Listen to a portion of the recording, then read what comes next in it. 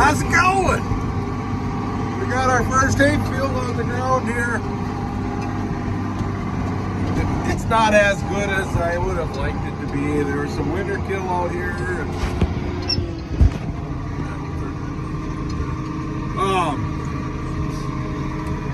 This field, this is technically, I guess it's his third year since seeding. I seeded this field in a really dry year, and it wasn't the greatest catch. I mean, there's some hay, you know, like in this area, obviously, but you get out on the hillsides out there, and there's just nothing there. And what was there last year isn't there this year, so we're gonna probably end up coming into this field and doing something differently.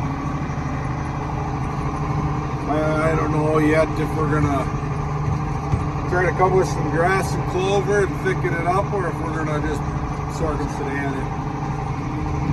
I might just sorghum sedan it, I don't know. I mean, you can see here, there's just not much windrow there. So that's part of the adversity acres right there. We got a lot of things that just don't go our way. And this field over here, it's a cereal rye. I thought it was actually going to be a cornfield. That didn't happen. And that one's definitely going to go to sorghum sedan, so it really wouldn't be a big deal to just put sorghum sedan in another field there too. And I know that I could put sorghum sedan, I can just hit it with a disc or field cultivator, and then it'll be a nice field of alfalfa mixed with sorghum sedan on that one that I just cut. So it'll make some pretty excellent feed. We did that one other year. It was some nice feed. So we'll survive that one. It's not a big deal, but we're on to the next hay field. So anyways.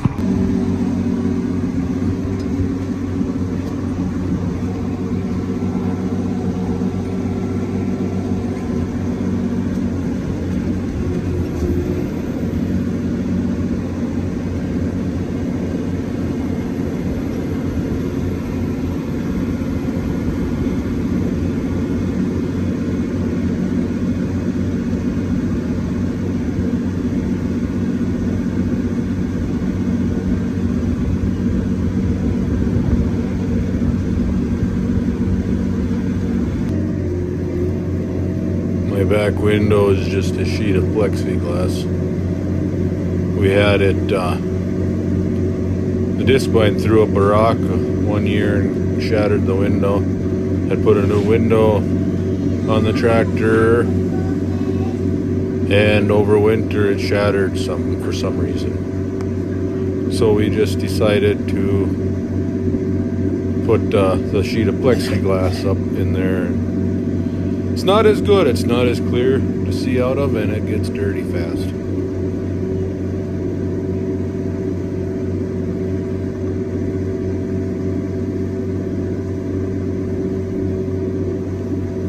I promise our fields aren't that rough. Those are gopher mounds that are making that disc pine hop like that out in the field.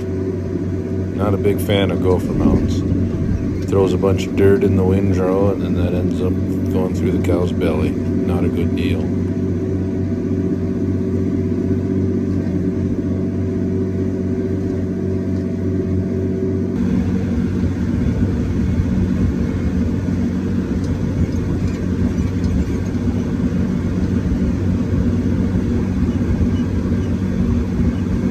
This field actually was probably our best overall producer for first crop, and it just so happens to be the oldest stand of alfalfa that we have on the farm.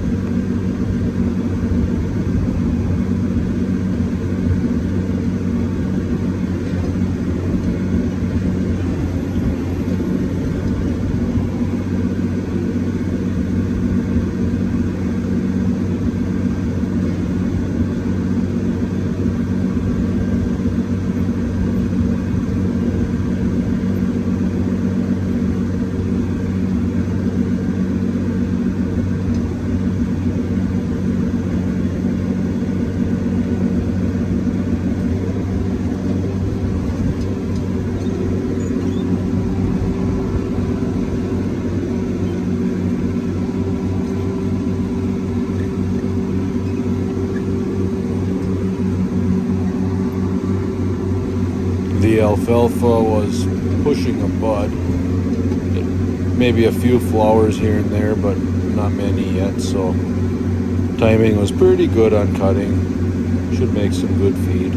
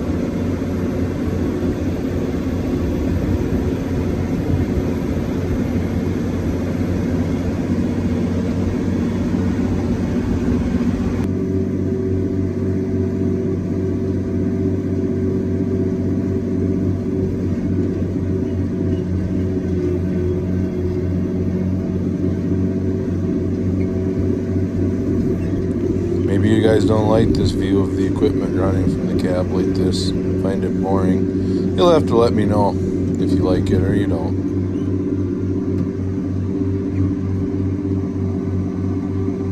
So we're a few days past the making hay now.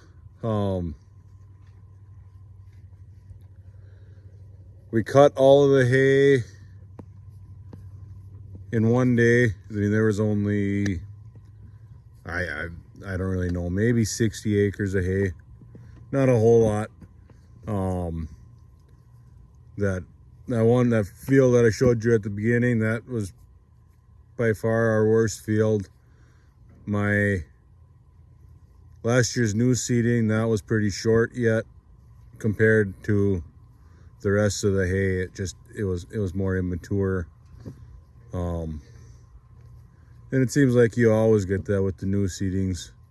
The first cut is just a little bit behind the rest. So hopefully second crop that field is much better. We will more than likely, when we're making second cut, either right before or right after, we'll probably have that oats and peas to cut, that we had planted this spring. And so yeah, when was that? That was a Thursday that I cut. And the plan or the hope was typically you can, wait, and then the next day you're raking and baling. And it was kind of touch and go. I didn't know if the hay was going to get down there where we needed it for moisture. It doesn't, we make wet bales, baleage bales, like that tube out there.